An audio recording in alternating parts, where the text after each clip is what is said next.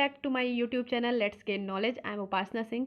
आज हम बात करेंगे उत्तर प्रदेश के बाकी बची चीज़ों के बारे में। बहुत सारी महत्वपूर्ण पॉइंट्स हैं जो कि अभी बचे हुए थे। फर्स्ट पार्ट में मैंने डिस्कस किया था जनसंख्या के बारे में, राजकीय पशु पक्षी वृक्ष, इन सब चीज़ों के बारे में, विधानसभा सदस्यों की संख्या, राज्यसभा लोकसभा, इन सब चीज़ों के बारे में फर्स्ट पार्ट में हमने डिस्कस किया था। और आज के पार्ट में हम डिस्कस करेंगे और भी बहुत सारी इंपॉर्टेंट चीज़। तो प्लीज़ आप लोग वीडियो को एंड तक देखिएगा। वीडियो स्टार्ट करने से पहले आपसे मेरी रिक्वेस्ट है कि प्लीज़ चैनल को सब्सक्राइब कर लीजिए और बेल आइकन प्रेस कर लीजिए सो दैट अपकमिंग वीडियोस का नोटिफिकेशन आप सभी को मिलता रहेगा। तो स्टार्ट करते हैं कि उत्तर प्रदेश की प्रमुख नदियां कौन कौन सी हैं।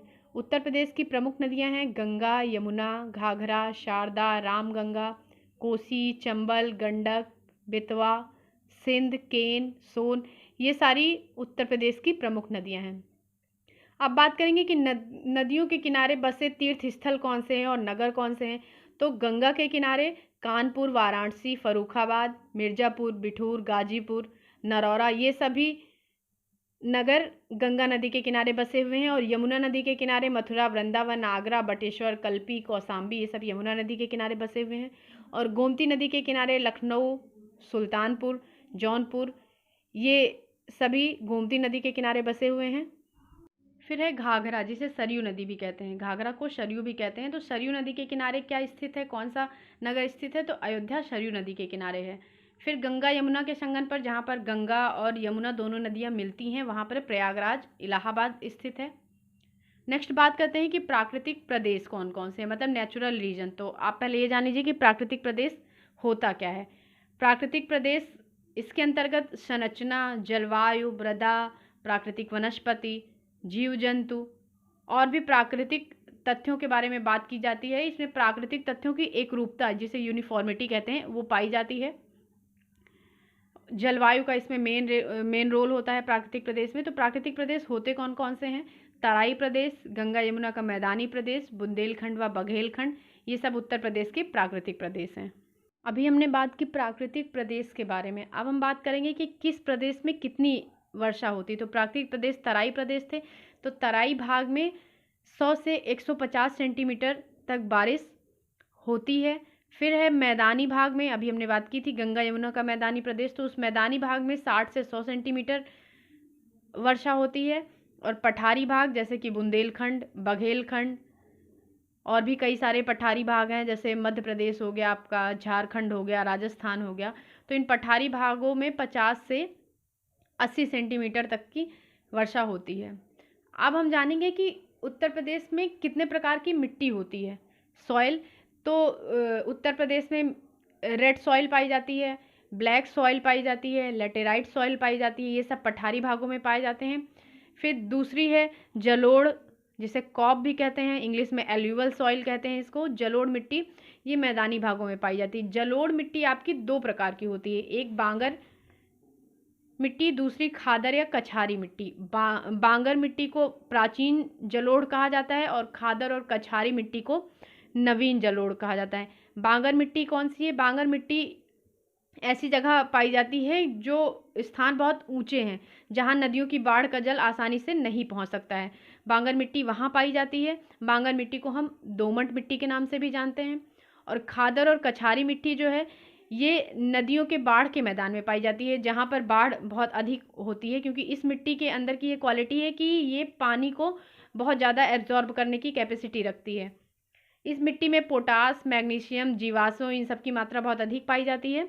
तो ये बाढ़ के मैदानी क्षेत्रों में पाई जाती है। नेक्स्ट है कि उत्तर प्रदेश में कौन कौन से मिनरल्स पाए जाते हैं, मतलब खनिज पदार्थ।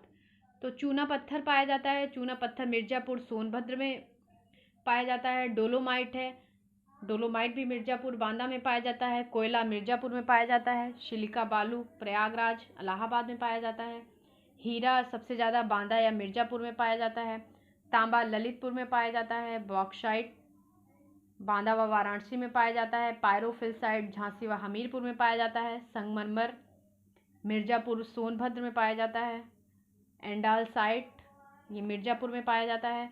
यूरेनियम ललितपुर में पाया जाता है। तो ये सारे खनिज पदार्थ हैं जो कि उत्तर प्रदेश में अलग अलग जिलों में पाया जाता है। नेक्स्ट है कि उत्तर प्रदेश में कौन कौन सी फसलें और कौन कौन से फल पाए जाते हैं। तो खाद्यान्न, पहले हम खाद्यान्न फसलों के बारे में बात करेंगे जिनका उपयोग खाने के लिए किया जाता है। तो गेहूं हो गया, चना, चावल, जौ, मक्का, बाजरा, ये सब खाद्यान्न फसलें उत्तर प्रदेश के अलग अलग ज़िलों में पाई जाती हैं। जैसे आपका गेहूं हो गया, मेरठ में, इटावा, बुलंदशहर, एटा, मैनपुरी, इन सभी जगहों पर गेहूं का उत्पादन बहुत अधिक होता है। फिर आपका चावल हो गया, चावल सहारनपुर, गोरखपुर, देवरिया, लखनऊ, बस्ती, ऐसे ही बहुत सारे जिलों में अलग अलग फसलों का उत्पादन अधिक मात्रा में होता है। नेक्स्ट है नकद फसलें। नकद फसलें कौन सी फसलें होती हैं? ऐसी फसलें जिनका उपयोग व्यापार के लिए अत्यधिक किया जाता है। तो कपास हो गया, अलसी, मूंगफली, गन्ना, चाय, सरसों, तंबाकू, ये सब हमारी नकद फसलें हैं। और कपास है आपका, कपास कहाँ पाया जाता है? कपास कानपुर, बुलंदशहर, मथुरा। मूंगफली हो गई आपकी नगद फसलों में, अलसी, गन्ना, तो गन्ना आपका गोरखपुर, देवरिया में पाया जाता है। इसी तरीके से ये अलग अलग फसलें अलग अलग जिलों में उत्तर प्रदेश के पाई जाती हैं। फिर है प्रमुख फल आपके कौन कौन से हैं उत्तर प्रदेश के? प्रमुख फल आम हो गया, अमरूद हो गया, नींबू, लीची, संतरा, माल्टा, शफ्तालू। माल्टा आई थिंक मौसमी को कहते हैं। शफ्तालू आपका आड़ू हो गया, जो रेड कलर का होता है, जिसे पीच फ्रूट भी कहते हैं, पीच कलर में शायद होता है। तो ये आपका हो गया, आपके प्रमुख फल हो गए। आम आपका लखनऊ, बरेली, मेरठ, कानपुर, हरदोई, इन सब जगहों पे बहुत अधिक मात्रा में पाया जाता है। संतरा सहारनपुर हो गया आपका, नींबू सहारनपुर, मेरठ में पाया जाता है। लीची भी सहारनपुर और मेरठ में बहुत अधिक मात्रा में पाई जाती है। तो इसी तरीके से अलग अलग फसलें उत्तर प्रदेश के अलग अलग जिलों में पाई जाती हैं। अब उत्तर प्रदेश के उद्योग धंधे कौन कौन से हैं? तो उत्तर प्रदेश में चीनी उद्योग, सूती व ऊनी वस्त्र उद्योग, रेशमी वस्त्र उद्योग, जूट उद्योग, कांच का उद्योग, चमड़ा उद्योग, दिया शलाई मतलब माचिस, कागज, साइकिल, इन सभी चीज़ों का उद्योग उत्तर प्रदेश में होता है। हथकरघा व कुटीर उद्योग, हथकरघा मतलब जो चीज़ें हाथ से बनाई जाती हैं। कुटीर उद्योग मतलब जिन चीज़ों का उत्पादन घर में किया जाता है, घर में बनाया जाता है, किसी भी फैक्ट्री या कंपनी में नहीं बनाया जाता है। विद्युत उपकरणों का उपयोग, वनस्पति घी, ये सभी उद्योग धंधे उत्तर प्रदेश में किए जाते हैं। आपका चीनी उद्योग हो गया। चीनी उद्योग कहाँ बहुत अधिक होता है? देवरिया में, गोरखपुर, बरेली, मेरठ, इन सभी जगहों पर। रेशमी वस्त्रों है आपका, रेशमी वस्त्र उद्योग वाराणसी, इटावा में होता है। ऊनी वस्त्र का उद्योग कानपुर, कानपुर में लाल इमली ब्रांड आपने सुना होगा। मिर्जापुर, भदोही, गोपीगंज, वाराणसी में जो है, इलाहाबाद, तो इन सभी जगहों पे ऊनी वस्त्र का उद्योग बहुत होता है। और चमड़ा उद्योग, चमड़ा उद्योग का सबसे बड़ा उत्पादन आगरा करता है। कानपुर उसके बाद सेकंड नंबर पर कानपुर आता है। जूता बनाने के लिए आगरा को चमड़े में सबसे अग्रणी माना जाता है। सबसे अग्रणी स्थान चमड़ा उद्योग में आगरा ही माना जाता है। कागज उद्योग हो गया आपका सहारनपुर, लखनऊ। तो इसी तरीके से कई अलग अलग जिलों में ये उद्योग धंधे उत्तर प्रदेश में किए जाते हैं। फिर है आपकी कि उत्तर प्रदेश की जनजातियाँ कौन कौन सी हैं? तो उत्तर प्रदेश की प्रमुख जनजातियाँ थारू हो गई, बुक्सा है, जौनसारी, खरवार। थारू जनजाति के बारे में हम आपको कुछ इंपॉर्टेंट चीज़ बता दें। थारू जनजाति जो है वो उत्तर प्रदेश की सबसे बड़ी जनजाति मानी जाती है। ये गोरखपुर के तराई क्षेत्र में निवास करती है। और थारू जनजाति एक ऐसी जनजाति है जो दिवाली को शोक के रूप में मनाती है। दिवाली के पर्व को वो शोक के पर्व के रूप में मनाती है। और थारू जनजाति होली के त्योहार पर एक विशेष प्रकार का नृत्य करती है जिसे खिचड़ी नृत्य कहते हैं। और थारू जनजाति का विकास कब हुआ था? तो 2 अक्टूबर 1980 को थारू जनजाति के विकास परियोजना प्रारंभ किया गया था। फिर है बुक्सा जनजाति। बुक्सा जनजाति की क्या विशेषता है? बुक्सा जनजाति कृषि उद्योग खुद करता है। और बुक्सा जनजाति बिजनौर जिले में पाई जाती है। बुक्सा जनजाति के लोग हिंदी भाषा का प्रयोग भी करते हैं। और इनका विकास उत्तर प्रदेश में कब हुआ था? 1983 में इनका विकास परियोजना प्रारंभ हुई थी। और एक खास बात है कि बुक्सा जनजाति की पंचायत का जो सर्वोच्च व्यक्ति होता है उसको तखत कहा जाता है। फिर है जौनसारी जनजाति। जौनसारी जनजाति आपके उत्तराखंड में पाई जाती है। जौनसारी जनजाति की महिलाएं बहुत खूबसूरत होती हैं और इनमें वो बहुत लंबी, सुंदर, गोरे जौनसारी जनजाति के लोग होते हैं। फिर है खरवार जनजाति। खरवार जनजाति है जो आपकी वो सोनभद्र जिले में पाई जाती है। इनका प्रमुख नृत्य कौन सा होता है? इनका प्रमुख नृत्य कर्मा होता है। अब ये जान लीजिए जनजाति उत्तर प्रदेश में जनसंख्या, जितनी भी जनसंख्या है उस जनसंख्या के 0.6% जनजाति पाई जाती है। लोगों की कुल आबादी में 0.6% जनजातियां पाई जाती हैं। इसमें पर्यटन केंद्र कौन कौन से हैं? तो उत्तर प्रदेश के कुछ मुख्य पर्यटन केंद्र हैं, जैसे कि आगरा है। आगरा आपका ताजमहल के लिए फेमस है। आगरा में एक लाल किला भी है जिसका निर्माण अकबर ने करवाया था। जामा मस्जिद है। तो ये सारी चीज़ें आपकी आगरा में हैं। लखनऊ है। लखनऊ में आपका इमामबाड़ा है, जनेश्वर मिश्र पार्क है, चिड़ियाघर है, और भी कई सारी चीज़ें हैं जो कि लखनऊ में भी देखने वाली हैं। प्रयागराज है, वाराणसी है। वाराणसी में आपका BHU यूनिवर्सिटी भी है। बनारस हिंदू विश्वविद्यालय का कला भवन है जो कि देखने लायक है।